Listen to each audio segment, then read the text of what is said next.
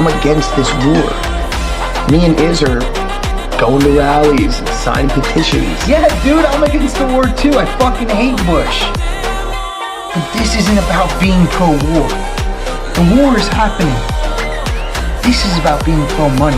You drove me through the triangle of death. Fucking A right we did. Kid, take these boys over to the cage, get them paid. Right away, sir. What's wrong about you two? Holy shit. Crazy, right? $12.2 billion. All seized from the Godfather himself. You guys call Saddam Hussein the Godfather? Look at all this cash, bruh. What would you call it?